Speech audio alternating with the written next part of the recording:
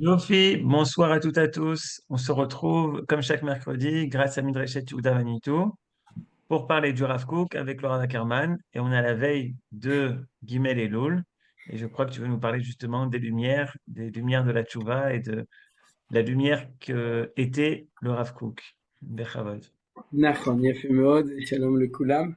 Donc, bien entendu, comme on l'a dit aussi lundi dans le premier cours, moi personnellement, je suis très heureux de vous retrouver euh, et de reprendre le Limut Torah parce que Kiem Chayenu, Vorech Yamenu, Vem Nege Yom Havalayla, étudier la Torah, ça nous remplit. Et dans le cadre de cela, donc, je vais juste pour introduire. Qu'est-ce qu'on va étudier maintenant? Alors, traditionnellement, on étudie Orot HaTshuva pendant le mois d'Elul sur un des deux cours. Comme j'ai deux cours, ça me permet de parler aussi d'autres choses, de parler des fêtes de par elles-mêmes, des shurim sur Rosh Hashanah, Yom Kippour, Sukkot, au moins un cours sur chaque fête. Et ça, je pense qu'on le fera, on aura l'occasion de le faire dans le cadre du lundi. Par contre, on verra, ça s'organisera, mais le mercredi, on a déjà étudié l'année dernière des textes de Rav Kook, comme disait grâce à Menachem Bregeger aussi, on avait étudié les lumières de la guerre, Orot HaMilchama, Orot Eretz Israël, les lumières de la terre d'Israël. Et chaque année, en Elul, depuis plusieurs années, on étudie Orot HaTshuva. Vous avez d'ailleurs tous les cours qui sont sur l'internet, qui sont sur YouTube. Et j'ai moi-même vérifié jusqu'où on était arrivé. Alors l'année dernière, on avait étudié le 5e chapitre. Il y a l'année d'avant, on avait près le 4e, 3e, 2e. C'est un cycle de plein d'années. Mais je sais qu'on a commencé avec une introduction il y a quelques années, avec l'introduction de Rav Kook. Et puis on passe comme ça. Donc si Dieu veut, qu'il nous prête ou qu'il nous donne longue vie, c'est-à-dire parce que prêter, je préfère qu'il nous la donne. Mais en tout cas, on aura peut-être la chance, Bezrat Hashem, de faire un sioum surtout au Rotatchouva. Un jour, il nous reste plus que 10 chapitres, quelque chose comme ça, 10 ou 11 chapitres. Donc, on en a pour une dizaine d'années, c'est bon. Et si vous avez toujours la patience, mais en tout cas, le Rav Kook, c'est extraordinaire, donc pourquoi pas, c'est-à-dire de pouvoir l'étudier comme ça petit à petit. Ce qui est vrai, c'est qu'on n'a pas fini le chapitre d'avant l'année dernière, mais d'un autre côté, il faut quand même avancer. Donc cette année, on fait le chapitre 6, et si Dieu veut, l'année prochaine, on fera le chapitre 7, même si on n'a pas le temps d'étudier tout le chapitre, maximum, dans le cycle suivant, dans 20 ans, on prendra les piscotes. On n'aura pas encore étudié. D'ici là, Menachem il nous aura fait une traduction magnifique, donc il n'y aura pas de problème. Voilà, ça c'était uniquement une introduction pour savoir qu'est-ce qu'on va étudier. Et après les Chagim, je ne sais pas encore. C'est-à-dire qu'une des possibilités, c'est qu'on étudie le nouveau livre de Menachem, qui est celui de Mahamarador, que je vous ai montré, qui vient de sortir, donc qui est aussi de Rav Kook. Si on décide qu'on veut continuer, vous voyez, c'est Menachem qui vient de le sortir.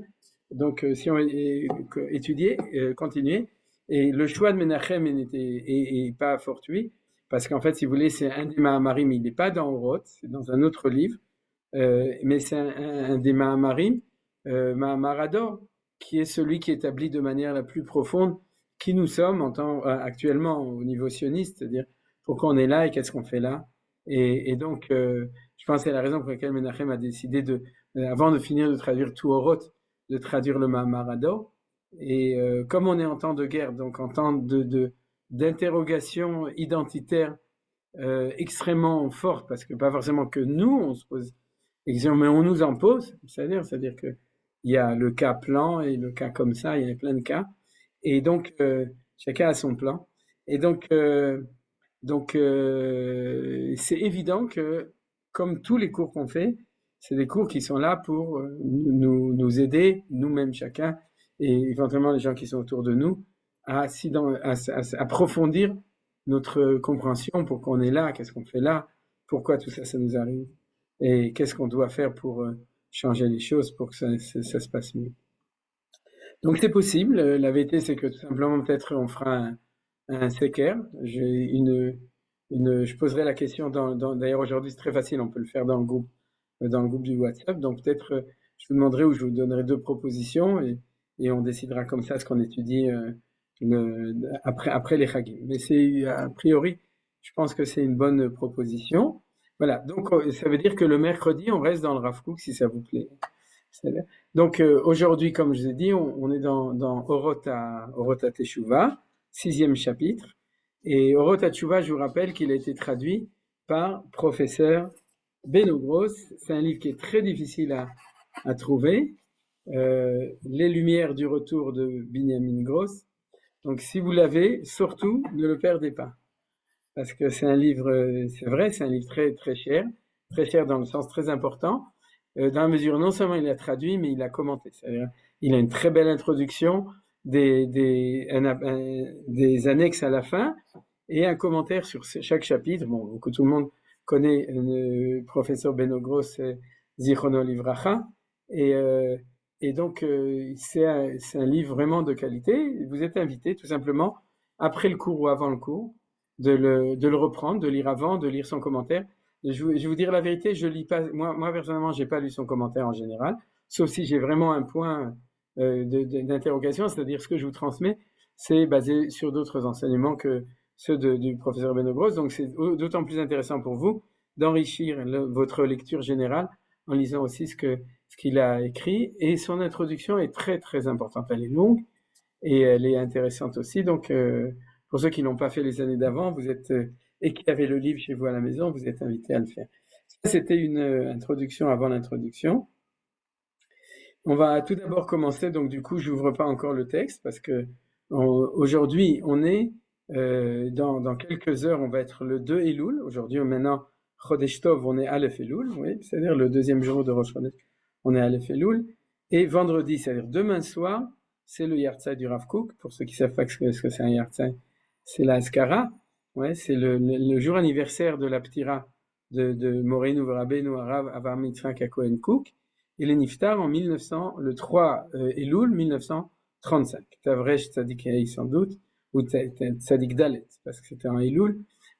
Donc, et donc, l'idée est venue de Yohan de faire une introduction à ce cours annuel, peut-être, mais en tout cas pluriannuel, et avec Orota Teshuvah et aussi avec son étudié l'année dernière, pour dire quelques mots aussi, le Ilou Nishmato, pas seulement d'étudier sa Torah, mais aussi de dire quelque chose sur le Rav Kook, l'Ichvod Gimel Elul, en l'honneur du Gimel d'Elul, donc il va être ce vendredi-là. Donc vous me permettez de faire une comment on appelle ça, un espèce d'une élogie, élogie, élogie, élégie, bon, okay, Élégie. Élégie. Avec 2 L, c'est ça? Non, un seul. Un seul, élégie, d'accord. Donc, c'est-à-dire, donc, en fait, le Rav Kook est contemporain de Herzl. C'est-à-dire qu'il faut se dire qu'au moment du début il y a quelqu'un qu'il faut fermer, je ne sais pas qui c'est. C'est-à-dire, je ne vois pas. Mais en tout cas, au début de la Tzionut, du sionisme, Akadosh Baruch Hu nous a envoyé Herzl et d'autres grands, Ben Gurion et encore d'autres qui ont monté le mouvement du retour en Eretz Israël, du sionisme, et Baruch Hashem en parallèle, il nous a envoyé un Kohen Gadol qui était la Neshama du sionisme, c'est-à-dire que celui qui est l'esprit qui a inspiré le mouvement sioniste, c'est le Rav Kook, exceptionnel, c'est-à-dire qui est et en fait pourquoi? Parce que si on n'avait pas le Rav Kook, on serait un petit peu perdu. De nouveau, il y a d'autres Gdolim, on le sait, de son époque, des grands rabbanim, Ashkenazim, Sfaradim, et de notre époque, ensuite, il y a eu il y a Manitou, il y en a d'autres. Mais si vous voulez, la grandeur de Rav Kook dans tout son enseignement, ce qui nous permet d'identifier dans le sionisme le processus prophétique de Yemot HaMashiach, c'est-à-dire du messianisme. Et on le voit quand on regarde dans la rue, que si on regarde à gauche ou à droite, c'est-à-dire qu'à gauche ou à droite, je ne veux pas dire qu'il y a à gauche qu'il y a à droite, mais dans le monde Haredi, on voit la Torah, mais on ne voit pas le sionisme ça fait partie c'est pas ça, ils s'identifient avec la promesse messianique, et de l'autre côté, ils n'identifient pas le sionisme avec un messianisme, puisqu'ils sont pas messianiques, puisque pour eux, ils ne font pas coller les événements avec les promesses de Akadosh Baruch Hu, c'est-à-dire de Dieu, sionisme laïque qui est asiu-laïque. Donc, de ce point de vue-là, le Rav Kook, il faut le mettre à côté de Herzl. Il faut mettre Herzl comme celui qui a fait le mouvement politique historique du sionisme, et Rav Kook qui a fait le mouvement spirituel du sionisme. Et c'est la raison pour laquelle, après le développement que je vous livre maintenant, et qui était aussi le titre du cours d'aujourd'hui, tous ces livres, c'est des livres de Oroth. C'est-à-dire les lumières. C'est les lumières de la Teshuvah, ce qu'on étudie, les lumières d'Eretz Israël, les lumières de la sainteté, Oroth HaKodesh. C'est-à-dire que Rav Kook a appelé tous ces livres pratiquement, on ne va pas pinailler, il y en a d'autres, il y a des Tshuvot, il y a Resh Milim, mais ces grands livres importants, c'est-à-dire, il les a appelés avec le nom de Oroth. Or, je ne connais pas d'autres personnes qui ont fait ça dans l'histoire. Il y a Or Hashem, de Rav Chasdai Kreskas, etc. Il y a des livres qui commencent par le mot Or. Oui, il y a aussi Or âge au désespoir, aux vieillesses ennemies.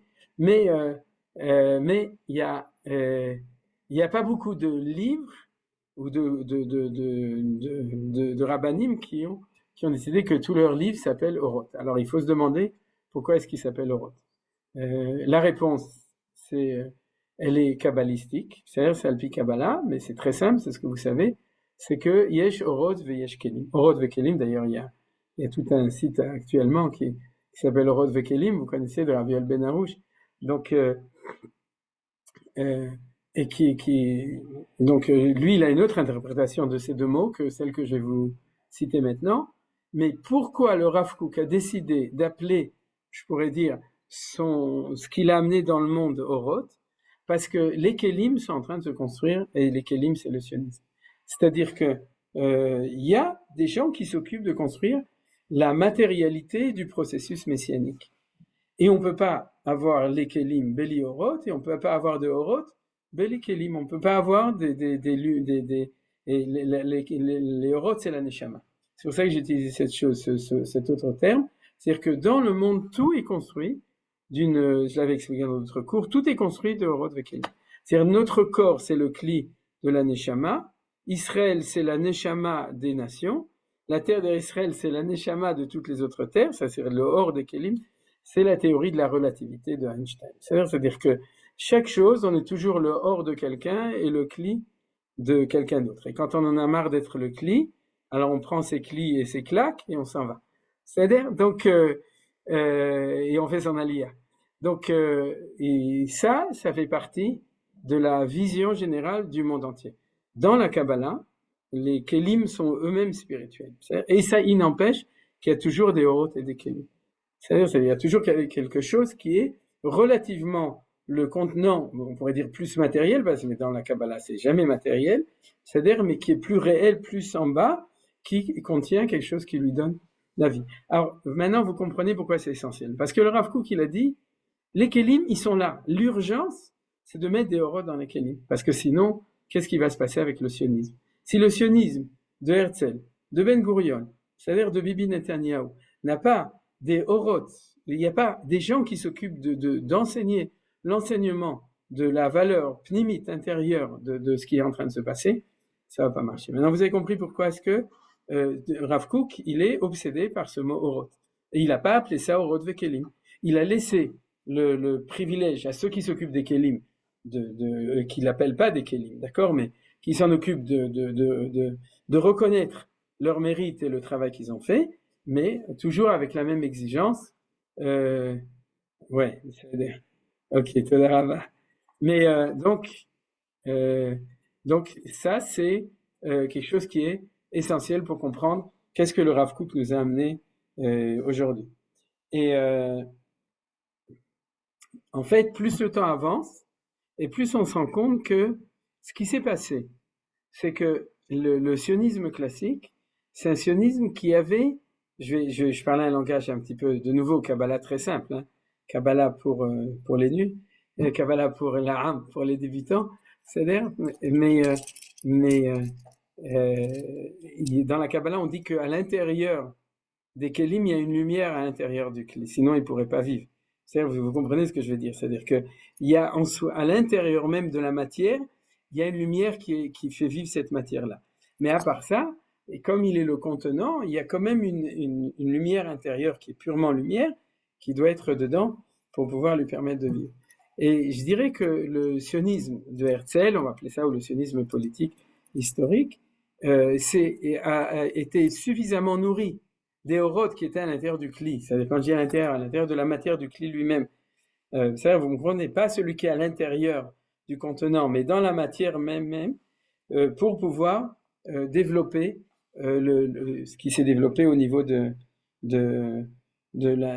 l'histoire du sionisme. Et la crise actuelle, ou ce qui se passe de plus en plus, c'est qu'on se rend compte que c'est pas suffisant pour éclairer le cli. C'est-à-dire que cette lumière, comme le foyer national juif, d'accord, on était persécutés, on est revenu en Israël pour ne plus être persécuté par les nations. D'ailleurs, on voit que ça marche pas tellement. Mais c'est pas suffisant. D'accord, être un peuple comme tous les autres peuples, être habité chez soi, parler l'hébreu et parler une autre langue, tout ça, c'est des orot ktanim. C'est des petites lumières. C'est les orot qui sont à l'intérieur de chaque cli. Vous comprenez que c'est exactement ça.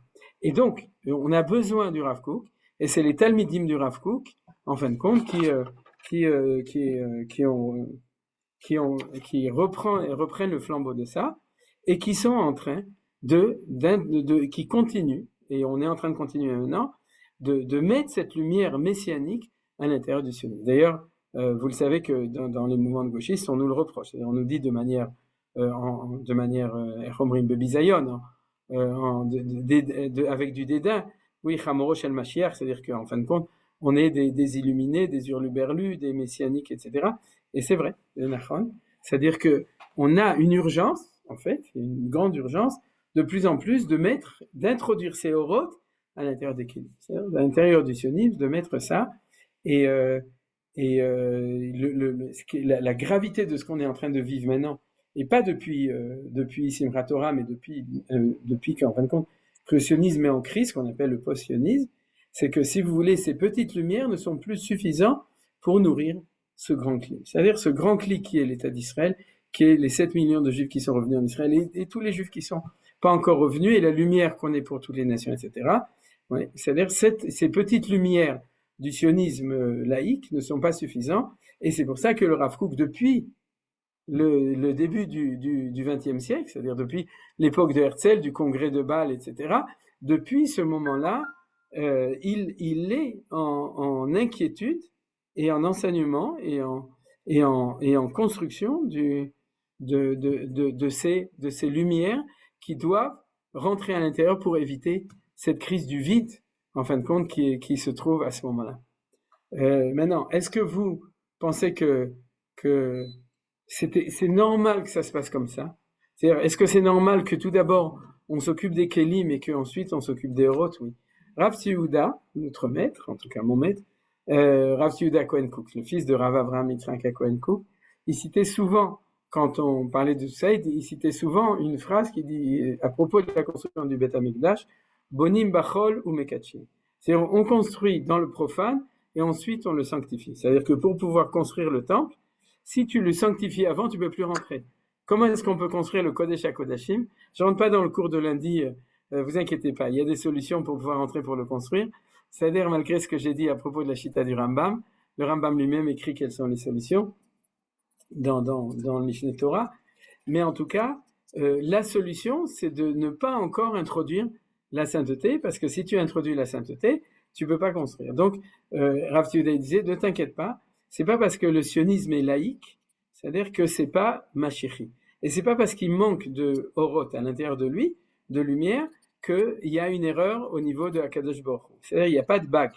C'est-à-dire, c'est ok, c'était prévu, parce que dans le processus général des choses, Bonim Bachol ou Mekachim. C'est-à-dire, tout d'abord, il est normal qu'on s'occupe tout d'abord des Kelim, mais ensuite qu'on s'occupe des Orot.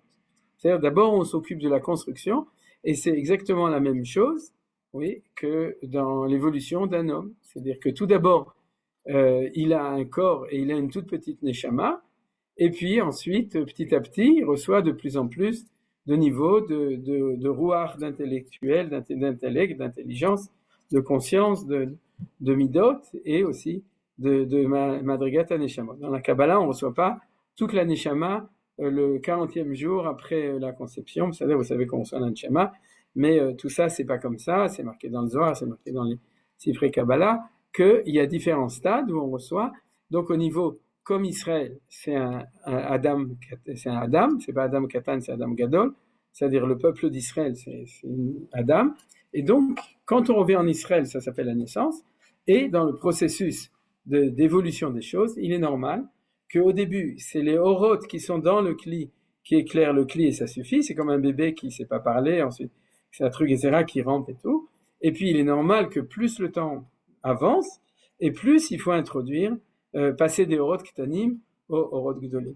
Et c'est ça que nous enseignons. C'est-à-dire que ça fait 100 ans, ouais, plus que 100 ans, que notre maître, le Rav Kook, il est en train de nous donner les lumières qui sont à la hauteur des kélim qui sont en train de se construire.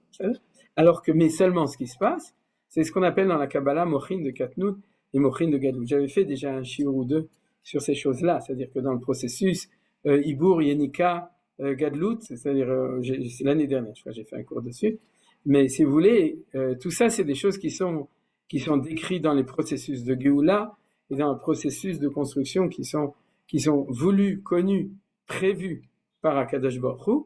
Mais d'un autre côté, c'est-à-dire, il y a quelqu'un qui était comme ça, qui était un voyant, un précurseur, un roé, c'est-à-dire le Reïa, Rav Avraham Yitzhak HaKohen, on ne marque pas Kouk, on dit Reïa, parce que Anochi Roé, c'est-à-dire que le Rav Kook, il fait partie des gens, comme a dit Shmuel Navi, et il a dit Anochi Roé, Rav Kook, il était prévoyant, c'est-à-dire il était précurseur, il a vu des choses que les autres n'ont pas vues. Est-ce qu'il était prophète? Oui. Est-ce que tout le monde est d'accord qu'il était prophète? Non. Il y en a qui disent qu'il n'était pas prophète. Mais bon, chacun il en prophète comme il veut. Mais d'après, je vous l'avais déjà cité, d'après les élèves de Rav Kook, etc., il voulait être prophète, le Nazir voulait être prophète, et Uzacha, il a eu la chance. En tout cas, est-ce qu'il avait Ruach HaKodesh? Bevadaï, parce qu'il y a plein de grands d'Israël qui ont Ruach HaKodesh, et quand on étudie les Rav Kook, plus on étudie, plus on lit, on se rend compte qu'il avait une vision. On l'a vu l'année dernière, par exemple, vous vous souvenez, quand on étudiait Orot HaMilchama, les lumières de la guerre, vous vous souvenez qu'il avait des visions et des analyses qui étaient incroyables. C'est-à-dire d'une vision beaucoup plus loin. Et alors, en fait, qu'est-ce qui est intéressant? C'est qu'il s'avère que que Rav Kook, à son époque, c'était un peu comme Van Gogh, qui n'a jamais vendu une seule toile. C'est-à-dire, Rav Kook, il est un tout petit peu plus étoilé, mais en tout cas, lui-même, Rav Kook, si vous voulez, il faut le dire, il le dit lui-même. Dans ses textes, il le dit, je suis pas compris par les gens qui devraient me comprendre. C'est-à-dire, il était à Jérusalem, il y avait le Yishuv Hayashan, il y avait des Talmidei Chachamim, il y avait des Rabbanim, il y avait des gens qui étaient Bekim, Beshas, Poskim, qui connaissaient toute la Torah à Jérusalem. Il y en a toujours eu, il y en avait, bien entendu, à cette époque, puisqu'il y avait déjà beaucoup de Juifs à Jérusalem et en Eretz Israël. Et il dit, mais on se comprend pas. C'est-à-dire, vous savez combien il y avait d'élèves à la yeshiva de Merkaz Aram en 1960? Est-ce que vous savez ou non? Il n'y avait pas d'autres yeshiva des élèves du Rav Kook. Quand Rav Aviner il est arrivé, j'ai entendu qu'il a raconté que Rav Tzviuda il est arrivé, il lui a dit où tu veux aller? Ah, on va aller dans telle chambre. Il est allé, il lui a balayé devant son truc. Il y avait peut-être 30 élèves dans les yeshivas de Merkaz Arav en 1960. Aujourd'hui, il y a des centaines de yeshivot et de midrashot. Oui, c'est vrai qu'il descend de Chabad, du côté de sa mère. Quelqu'un a demandé de Raphaël. Mais donc, il y a des centaines de yeshivot, de mechinot, de midrashot, de yeshivot tichoniot, de cercles d'études, etc., qui sont tous talmidim du Rav Kook. Vous le savez, c'est-à-dire que, et je dirais plus que ça, tous nos soldats actuellement, à 90%, qui sont, non, il ne faut pas enlever le mérite des autres, mais il y en a tellement qu'on voit et tout, sont tous des élèves de Torah Rav Kook. C'est-à-dire tous ceux, malheureusement, dont on entend leur vie après, comme on va citer que le fils de la livrée Saadia, Hachem Yikom Damo, parce que celui-là on le connaît, mais si vous voulez, il y a un mouvement extraordinaire. Ça veut dire quoi? Ça veut dire que Mosif Veoler, que la Torah du Rav Kook, qui était celle des lumières qui doivent rentrer dans les Kélim, eh ben elle rentre de plus en plus dans les Kélim. C'est-à-dire c'est de plus en plus, et il y a beaucoup de gens que ça dérange, parce que ça leur je dirais dire, ça met relativement, ça leur efface leur petite lampion, c'est-à-dire des lumières d'avant, et ils disent, mais alors, qu'est-ce que vous voulez? Vous nous refusez, Et en Makar, ça c'est toute la chokhma de pouvoir introduire sans être possède, et c'est très difficile. C'est-à-dire, mais d'un côté, il faut pas avoir peur de faire son travail, et il faut pas reculer, même s'il y a des gens qui s'opposent à nous, c'est très important, les deux choses, respecter, expliquer, diffuser, mais d'un autre côté, on ne peut pas faire autrement. Je vous donne l'exemple à Machal, c'est-à-dire imaginez-vous que des parents, pour maintenir l'enfant dans son âge où il est tellement mignon, où on peut l'embrasser, et s'occuper de lui gentiment comme ça, ils vont lui empêcher de parvenir à Mochin de Gadlout, qui arrive au moment de la puberté, de l'âge adulte, etc., pour qu'il reste comme ça. C'est un non-sens et c'est impossible d'ailleurs. C'est-à-dire que ça ne peut pas marcher. Le processus est obligatoire. Il faut que les Orot Agdolim, les Mochin de Gadlout, rentrent dans les Kelim Agdolim. Parce qu'on a des très grands Kelim déjà aujourd'hui, de plus en plus grands, et il y a une urgence de les rentrer dedans. Et donc, c'est pour ça que s'il y a 91 ans, il est parti, il faut savoir que de plus en plus, il y a une diffusion. Alors, dans le monde israélien, en hébreu, vous connaissez, pour ceux qui sont plus dans le monde israélien, tous les gens qui transmettent. Je ne vais pas donner leur nom, il y en a beaucoup, il y en a énormément, d'ailleurs, qui ne sont pas d'accord l'un avec l'autre, parce que la Torah Rav Kook, elle est rechava, elle est très grande, on l'enseigne.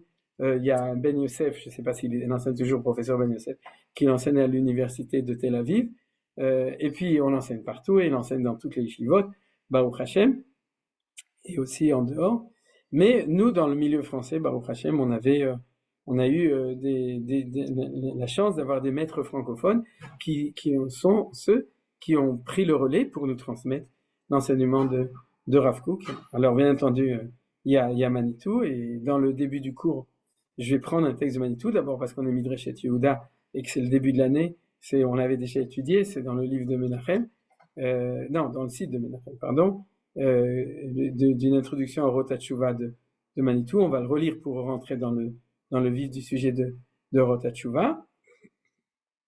Et je voudrais aussi citer dans ceux qui sont actuellement, dans ceux qui ont été les grands maîtres, qui ont été les grands maîtres qui ont transmis l'enseignement de Rav Kook, c'est ceux qui ont eu la chance d'être les élèves de Rav Tzouda.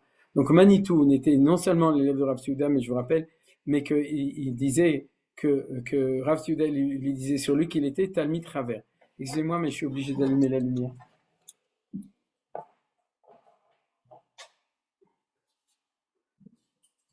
Zéou, donc Talmid Chaver dans la Gemara et dans Chazal, c'est celui qui est entre la Chevruta, c'est-à-dire au même niveau, et celui qui est élève.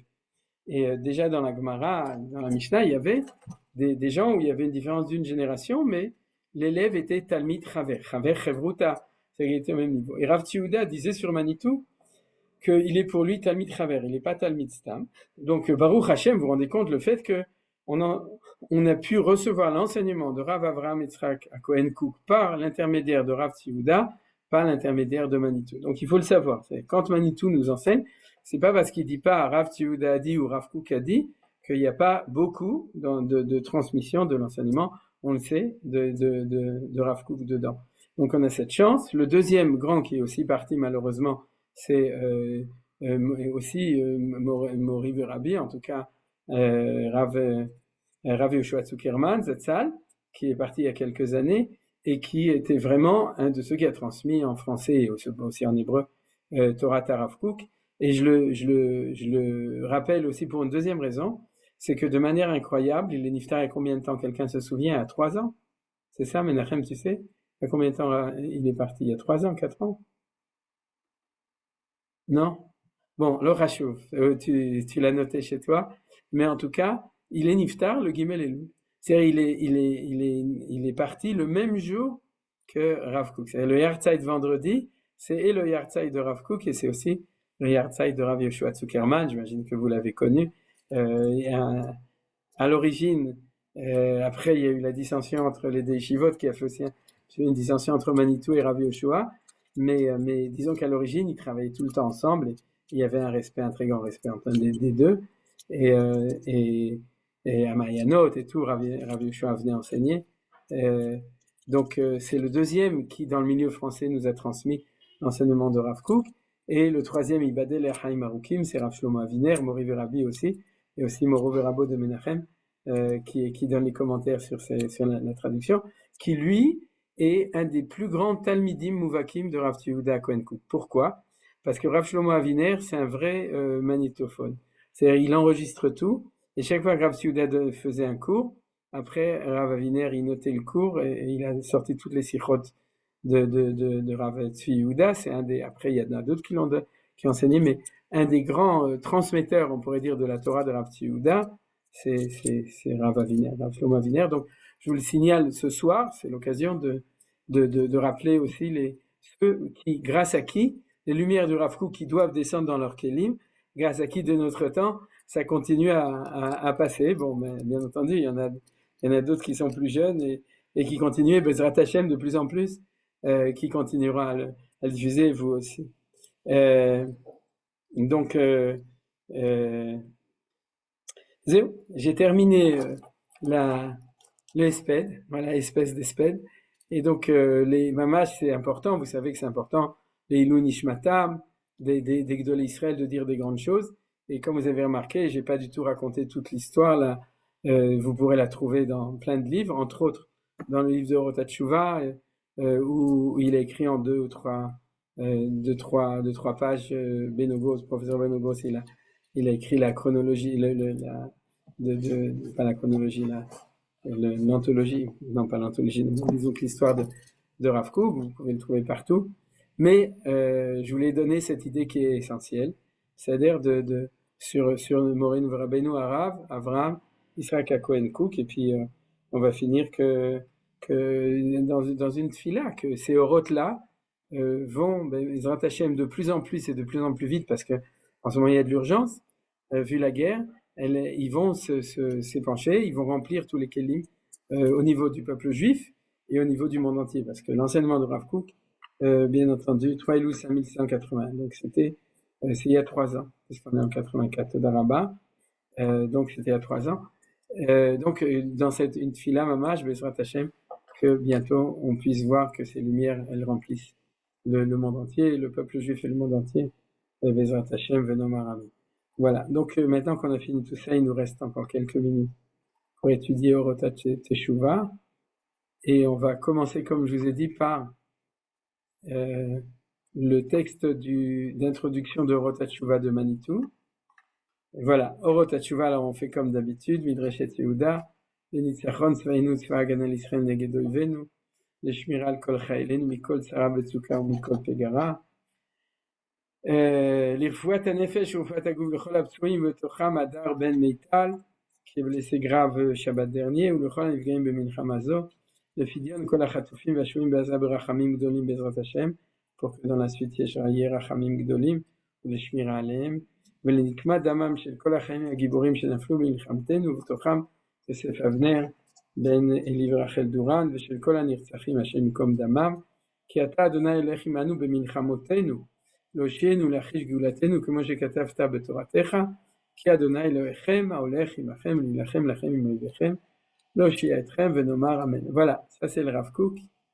Comme disait Louis de Finesse, Rabbi Jacob, je les mettrai le Shabbat. C'est-à-dire, puisqu'il se promenait avec un Streimel, vous voyez, Rav Kook, il avait une belle tête, des beaux yeux, Zecher Tzadik, Katu Vayu Ainecha Rotet Morecha. Que quand on étudie la Torah de quelqu'un, il faut voir la figure de la personne. C'est pour ça que dans tous les Sfarim de Torah Sfaradim, en général, vous avez la photo moderne, il y a une photo, vous avez la photo du Chacham qui est écrit grâce à cette chose, Vayu Ainecha Rotet Morecha, donc vous avez vu. Et donc, Manitou a introduit, on l'a étudié il y a quelques années, c'est pas grave, voilà, vous voyez, maintenant on est passé à Manitou, il dit comme ça. L'histoire du monde est celle d'une tentative. Dieu, le seul être qui soit absolument, décide de donner l'être à autre que lui. Le monde apparaît, on va en parler tout de suite, on va en parler dans l'étude du Rav Kook de cette très belle phrase.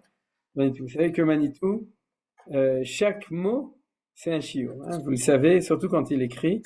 Et d'ailleurs, vous allez le voir, on va l'expliquer. Donc, vous souvenez-vous que Zat Hashem, cette semaine ou la semaine prochaine, de donner l'être à autre que lui, c'est fondamental dans le texte qu'on va étudier dans Rota Tshuva.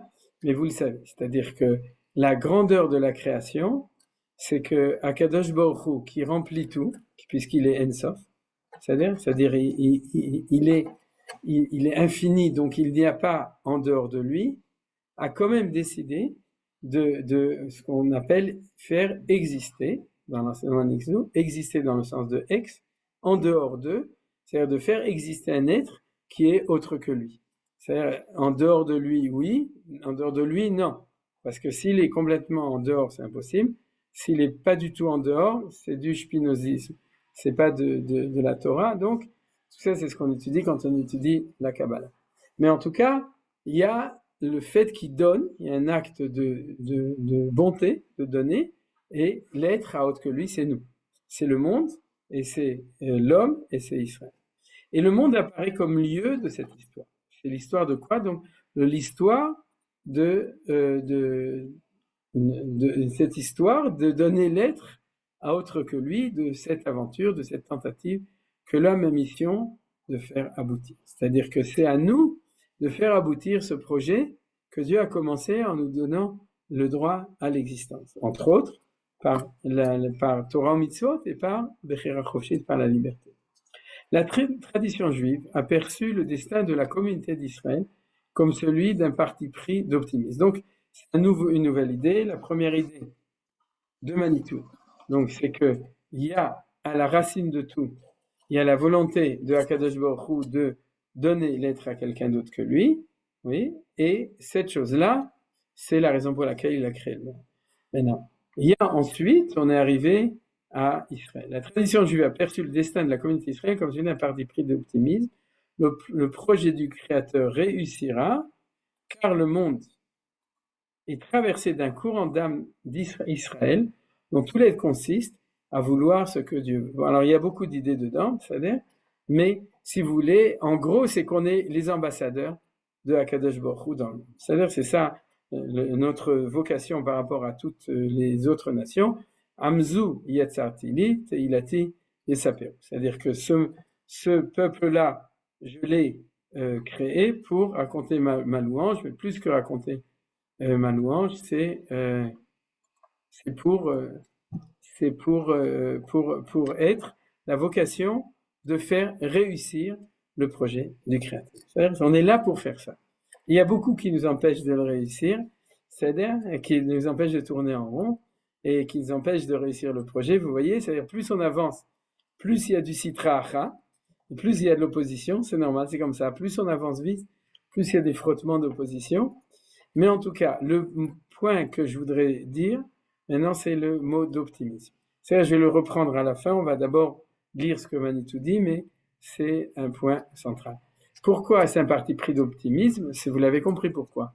Parce qu'un ima amin be'emuna shelema beviat amashir.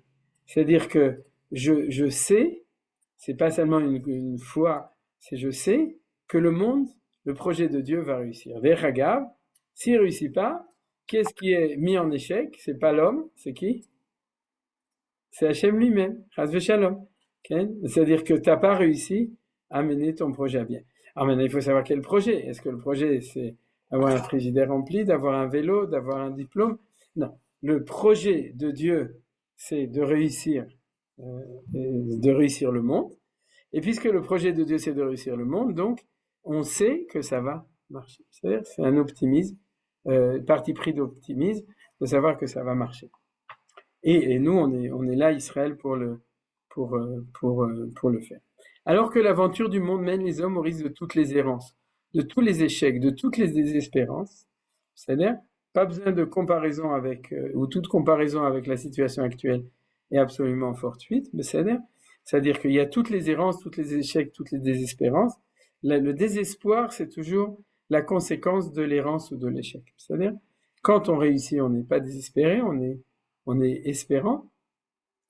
Mais quand on est ou en errance ou en échec, alors la suite, Shlav haba, le prochain stade, c'est que anachnu bedikaon, c'est-à-dire qu'on est désespéré parce que on perd l'espoir. Israël garde en sa mémoire l'expérience des recommencements. Cette mémoire du secret des origines lui donne la force du revenir, en hébreu teshuva. C'est-à-dire que comment est-ce que Manitou traduit le mot teshuva? C'est pas revenir, c'est recommencer. C'est une très belle explication du mot teshuva, d'accord? C'est quoi? C'est que chaque fois que je me suis trompé, c'est-à-dire je suis rentré dans l'errance, dans l'échec, et donc du coup dans le désespoir, qu'est-ce qui me donne l'espoir? C'est la émouna que kol od aner dolek efshar letaken. C'est-à-dire que tant que la lumière est, tant que la bougie brûle, alors on peut corriger, on peut recommencer. Ça, c'est l'optimisme d'Israël, de savoir que rien n'est fichu. C'est-à-dire, sauf le Kisui Roche, rien n'est fichu. Et donc, et donc, ça, c'est ça l'idée de la tchouva. C'est-à-dire, l'idée de la tchouva, c'est le moyen, la tchouva, qui nous enseigne que le projet va réussir. C'est-à-dire, si tu n'as pas de tchouva, alors il n'y a pas d'optimisme possible, il n'y a pas de garantie que ça va réussir. Pourquoi? Parce que on est confronté journellement à l'échec. C'est-à-dire dans notre vie personnelle, dans notre vie du peuple juif actuellement, plus fort que dans d'autres moments, et dans la vie du monde entier, de la moralité, de l'homme, c'est-à-dire, en fait, ce qu'on voit à la télévision tous les jours, c'est-à-dire, c'est l'errance, l'échec et le désespoir. C'est-à-dire, c'est ça qu'on voit. C'est on voit que on est tous des chassidim de gour, on se gourre tout le temps. Et y en a qui sont chassidim de bourre, ils sont bourrés. Mais en tout cas, une bourrière échet. Mais en tout cas, devant cet échec permanent, c'est-à-dire la seule chose qui nous permet d'être optimistes, c'est de savoir qu'on peut corriger. Pas que le monde a été créé en bien par Dieu et que donc il est complètement bien et que les erreurs, c'est pas grave, c'est pas nous, c'est les autres et puis ils vont disparaître parce que nous on est super. Non, non. Il y a des problèmes, il y a beaucoup de problèmes et l'espoir, c'est la tchouva. C'est ça qu'il dit ici maintenant. Et la tchouva, c'est la possibilité après l'échec de recommencer. C'est-à-dire de reprendre et bien entendu quand tu reprends, de corriger et de remonter. Alors regardez du coup Manitou, il va nous donner deux dimensions de l'errance et de l'échec, c'est-à-dire parce que dans la tchouva classique, il y en a une seule, c'est la faute. C'est-à-dire que ça, on va de nouveau en parler, on en parle chaque année. C'est-à-dire que pour l'homme de la rue, la tchouva, c'est revenir d'une faute. C'est ça ce qu'on appelle la teshuva, c'est se repentir. Oui, je vous rappelle, je vous l'avais raconté l'année dernière, c'est-à-dire avant les vacances, et c'est une blague de Manitou. C'est quelqu'un qui va chez le curé et il dit pourquoi tu es venu te confesser. C'est parce que je suis désolé, mais je viens me confesser parce que j'ai essayé de me pendre et de me suicider et j'ai pas réussi. Alors le curé lui répond, il faut te repentir, mon fils. D'accord. Donc voilà. Donc pour revenir sur le repentir, on parle des fautes, mais le Manitou dit lorsqu'il y a faute, dans les péripéties individuelles du métier d'homme, teshuva signifie repentir. C'est-à-dire ça, c'est la teshuva classique. Tu as fauté, tu es un individu, tout le monde faute parce qu'on a tous Yetzer Tov, etc. Et donc, ça s'appelle repentir. Mais lorsqu'il y a errance, vous voyez la différence. Et errance, dans la poursuite du projet divin, teshuva signifie retour aux voies de l'origine. Ça, on va le voir dans le Rav Kook. C'est-à-dire qu'il y a le repentir et le retour. Et ça, c'est très important.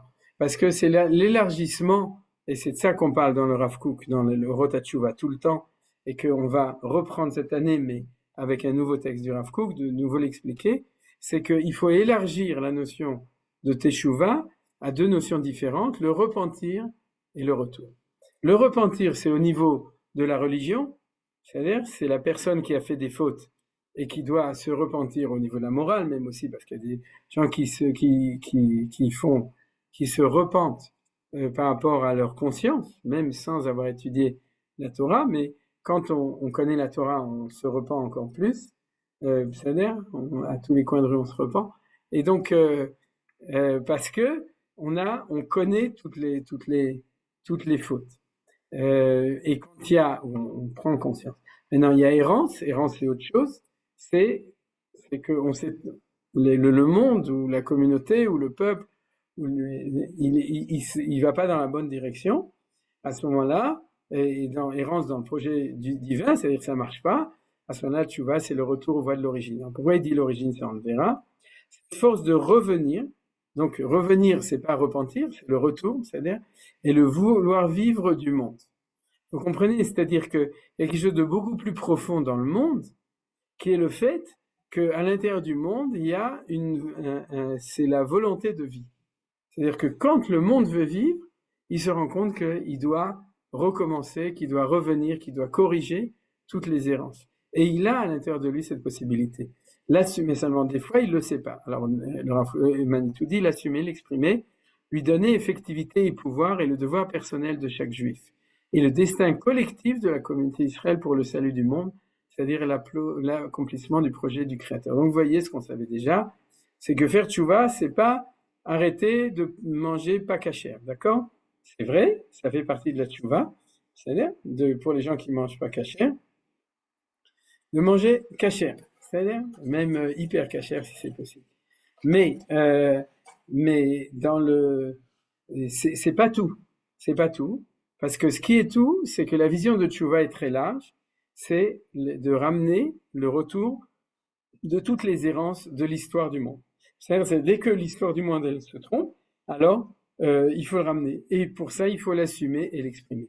C'est-à-dire que tu parles que d'un langage de tchouva individuel, restreinte, on pourrait dire, à la religion, c'est-à-dire, au permis et l'interdit, tu n'assumes pas et tu n'exprimes pas la vision globale du projet de Teshuvah de Hakadosh Baruch Hu.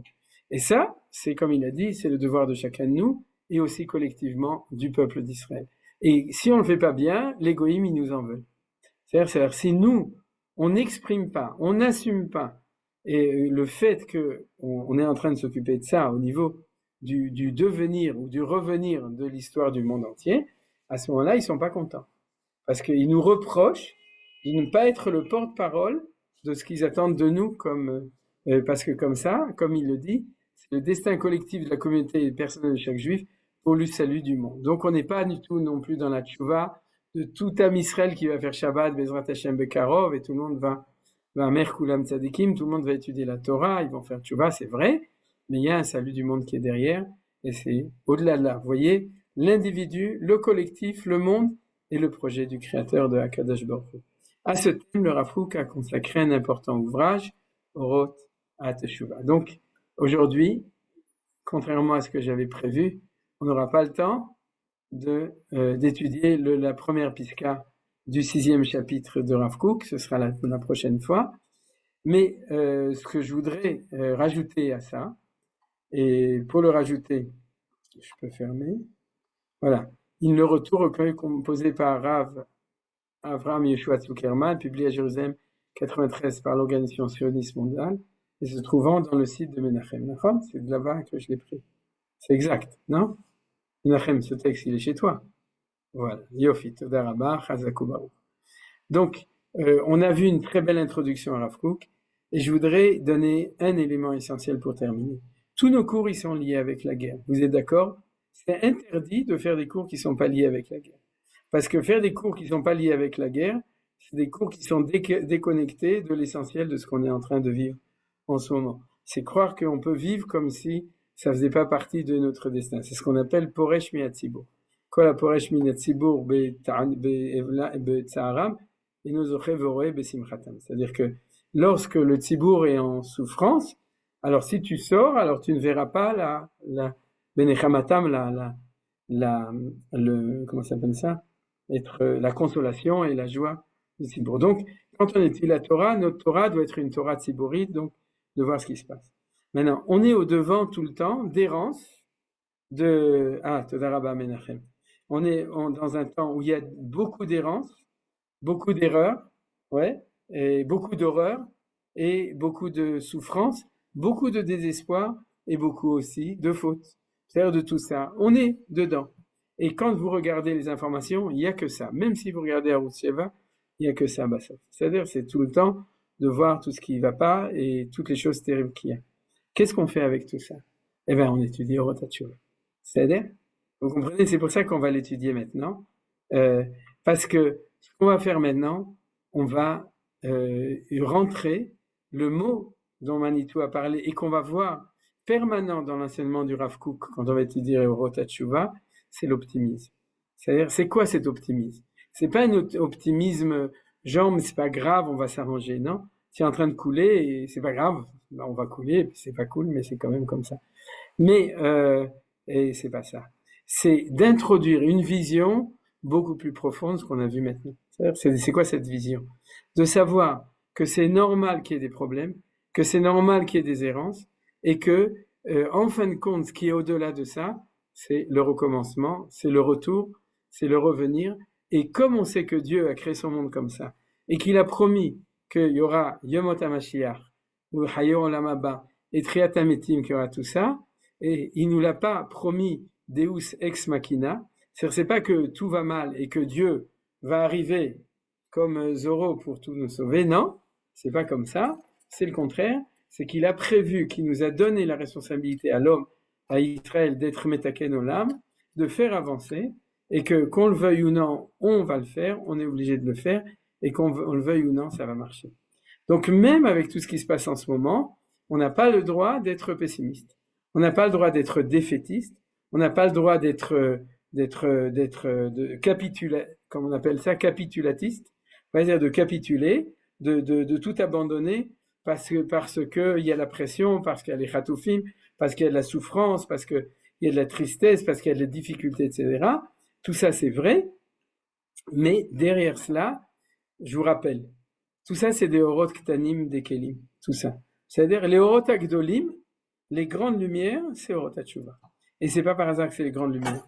Parce que plus la lumière est d'origine, plus elle voit le futur, plus elle est haute, plus elle est grande, et plus elle peut éclairer et donner une réponse aux choses. Et c'est ça qui arrive aujourd'hui dans le peuple juif. Ceux qui ont les orot de Rav Kook, c'est ceux qui ont qui ont l'espoir et qui sont positifs et qui croient que Yétov, que les choses, en fin de compte, elles sont bien. Alors, comme c'est très difficile, et que cette année, c'est encore plus difficile que les autres années, dites-vous qu'on est en train de terminer un cycle. Ouais, d'une année entière qui a commencé à Simchat Torah, qui est le cycle de Kriyat Torah, et qui est en train de se terminer. C'est effarant de se dire que on est en train de faire un an. C'est-à-dire, on rentre, moi personnellement, aujourd'hui, Rosh Chodesh Elul, ça me fait quelque chose de très profond. C'est-à-dire qu'on est en train de se préparer pour Rosh Hashanah, Yom Kippour, Aseret Yom Teshuvah, Sukkot Simchat Torah, et on fait le bilan de l'année dernière, c'est caché, c'est caché. C'est quelque chose qui est qui est permanent, et qui doit être permanent dans notre marche Shabbat. Mais seulement, il faut savoir que si on peut finir l'année, c'est-à-dire on peut finir notre année qui est comme ça, et on peut savoir que Tachel Shana Vekilelotea Ken était Tichle Shana Vekilelotea Vetachel Shana Ubirkotea, ce qu'on dit dans les piyutim des Sfaradim, c'est que à partir d'aujourd'hui, de Aleph et Loul, on est en train de remonter la pente. Alpi Asod, vous savez qu'il y a une kavana pour chaque mois des mois d'un tsérouf de Yud-Kei Vav-Kei. Pour ceux qui savent, j'en avais déjà parlé. Il y a 12 permutations possibles des 4 lettres du tétragramme. Et chaque mois, il a sa permutation. Avec votre permission, je vais vous dire. Et donc, il y en a 3 avec le Yud au début, 3 avec le Hei au début, 3 avec le Vav et 3 avec le Hei d'en dessous au début. Et celle de Tammuz à Elul, et ces 3 mois, puisqu'on commence à Nissan, c'est celle qui commence avec le Hei d'en haut. Les 2 premiers sont très difficiles pour ceux qui comprennent pourquoi. Le Sodabina, c'est des Gvurot. Donc, Tammuz et Av, c'est des mois qui sont les mois les plus terribles de l'année. Et Baruch Hashem, le mois de Elul, il est encore dans l'année de l'année dernière. C'est-à-dire, on n'est pas encore entré dans Tishri. Ouais, il faut pas tricher. Il faut savoir qu'on est encore en Elul. Mais, comme vous le savez, on se prépare déjà. On est dans le dernier mois de Tafshin Pei Dalet, de 5784. Mais en fin de compte, on est déjà dans la préparation à Tishrei, c'est-à-dire la nouvelle année. Et au niveau des Tziroufim, c'est ça qui est là-bas. C'est-à-dire que on est sorti de Tammuz et de Av, on est sorti de cette difficulté énorme de ces 2 mois. Et Bezrat Hashem, même dans le Tzirouf qu'il y a, on est déjà dans l'avancée vers Rosh Hashanah, vers une nouvelle année. Et Bezrat Hashem, Be'emouna, on ne connaît pas les plans du bon Dieu, mais Be'emouna, Bezrat Hashem, on prie et on espère que ce mois d'Elul nous donnera la force, donnera au peuple juif la force, donnera à Bibi la force, à notre armée la force et à nos dirigeants la force, et donnera à Kadosh Baruch Hu, Tenu Oz Elohim, la force de nous faire passer Bémet de cette année qui était l'homme Vorechet, qui n'était pas béni Begadol. Il y avait beaucoup de Shana Vekilolotea, et de commencer déjà maintenant à partir de Elul avec le chauffard, avec les slichot, de rentrer vraiment dans l'année prochaine, le Sant Hashem, qui sera une année de bracha. Voilà. Toda Rabba. Est-ce que vous avez des questions? Amen, Kani Ratzon. Yesh lachem she'elot? Des remarques? Marc, il doit faire des remarques.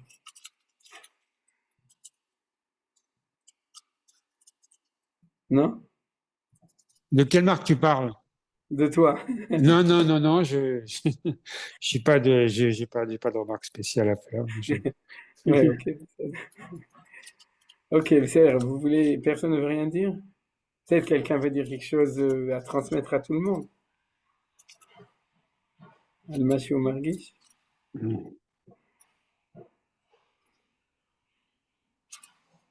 Tom? Vous êtes quoi? Sur quoi? Ah, c'est ok. בסדר, אז תודה רבה. Alors merci de votre חודש מבורך, אתומו. ראש חודש תודה מבורך. רבה, תודה רבה. אנחנו זוכים ללמוד תורה ביחד, שבת שלום. שבת שלום. שלום.